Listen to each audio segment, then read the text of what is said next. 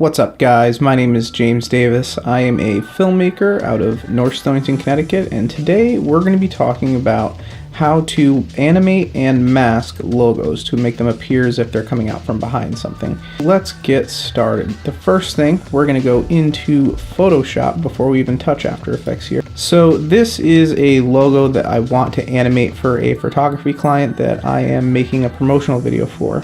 They provided me with this original PSD file, but the actual type on it and this shape layer here, or this line, was rasterized at some point in time, and it didn't hold up very well coming through Dropbox, or I'm not exactly sure what happened there, but basically I just found the different fonts that were used and I just recreated it. So if I get rid of that layer and turn on my other ones, there we go. So this is what I want it to look like first. When you start doing a project like this, you definitely don't want to start with a lower quality file like this, because there's no way to make this look any better down the line.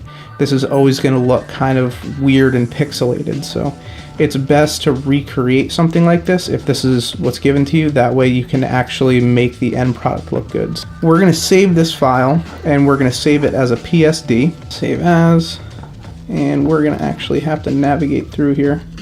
Okay, there we go. So, project backups, business, and this was Bella Photo.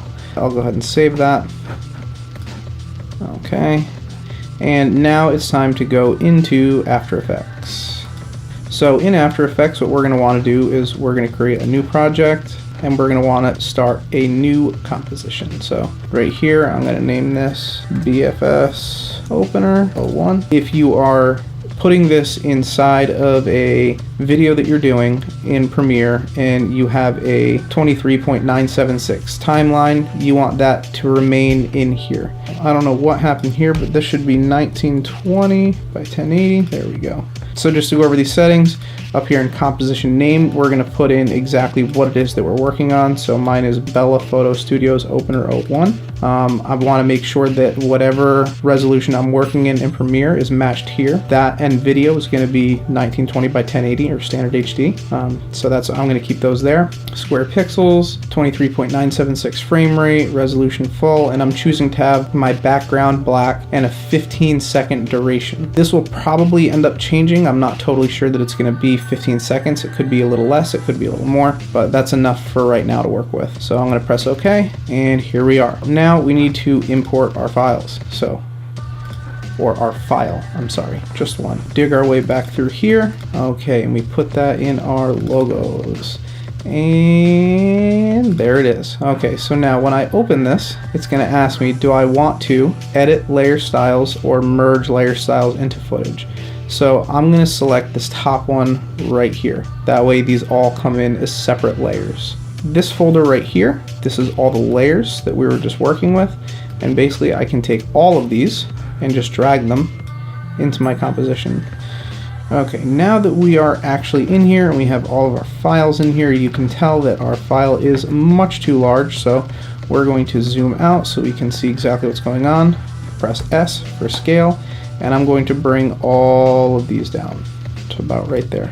Okay, so now that we're in here and this is all scaled down correctly, we have to get rid of one layer and rename some of these layers. As you can see, some of them are hidden because they're in a different order than they were when they were inside of Photoshop, so it's actually hiding some things behind here. So what we're going to do is just go through here, relabel these, and make this look a little bit better.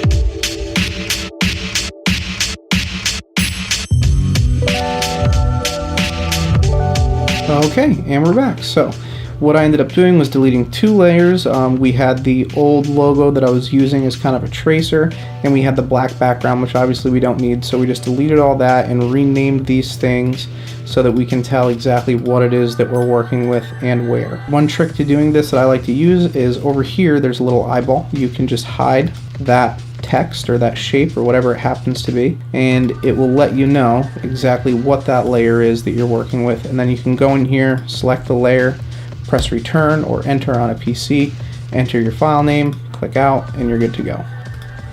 Okay, so now that all of our layers are reorganized and renamed and we know exactly what's going on here, we're going to need to create a new layer, and we're going to create a shape layer.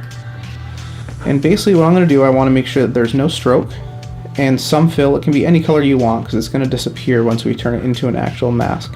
But what I'm going to do here is I'm just going to draw a rectangle below the Bella Photo Studios and the line. I want it to appear as if this is coming out from behind that line. So I want this to be as close as I can possibly get it to that line. Right there looks good. Sometimes it helps to zoom in a little bit so you can see exactly what you're up against here. Alright, so now that we have that, what we need to do is we need to make a track matte. So we want to make sure that our shape layer right here is on top, and actually let's go ahead and rename that. That way we know what we're working with. So this is going to be BFS underscore text underscore mask. Now we know exactly what that is and what we're looking at. So we're not going to do anything else with this guy. We're just going to go down to our Bella Photo text right here, the text that we want to be affected by this mask, and we're going to change this to alpha inverted matte.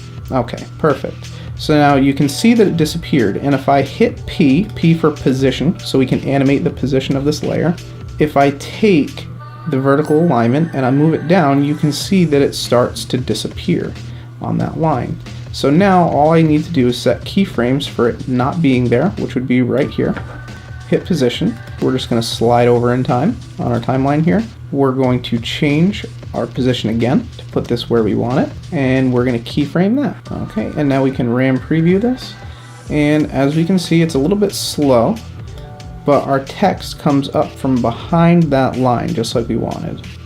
So the next thing we're going to do to make this look a little bit more dynamic, because linear movements usually don't look very good, is we're actually going to hit function F9, and we're going to easy ease these two keyframes. From here, what we're going to do is we're going to go into our graph editor, which is this little guy right here. Click. Okay. And there is our line. Now, what we're going to do is we're going to change the way that this ramps in. And basically what I'm going to do is I'm going to adjust these to my liking. I think that more than likely, this is what I'm going to be looking for. And we can change where this peak happens in time. Nah, I think we're going to go the opposite way with this one. So we're going to bring this back in, we're going to bring the front in, and now our peak is happening a little bit later in time. So this is going to come in slowly and then finish quickly. Okay, still don't like it. We're going to adjust these a little bit more. Okay, and this is our end result here. So in the graph editor, we made the peak come up a little bit to the right, and we brought our keyframes a little bit closer together. Just like that. Okay, so now we can RAM preview this, and there's our finished result.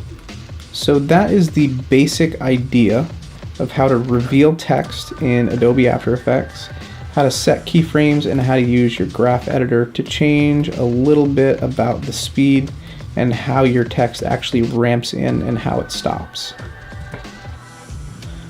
Alright guys, well that is the idea of how to animate text very basically, how to adjust your keyframes, and how to use a graph editor to make them look a little bit better and to add a little bit of a speed ramp to them as they begin or end. Well, that is basically it for our first After Effects tutorial. I know this one was very simple, but this is something that you'll end up using quite a bit. I use this a lot doing promotional videos for people and animating logos. So it is simple, but it's very, very useful to know how to do. Anyways, I hope this helped. Like and subscribe if you found any of this helpful, and I'll see you guys on the next one.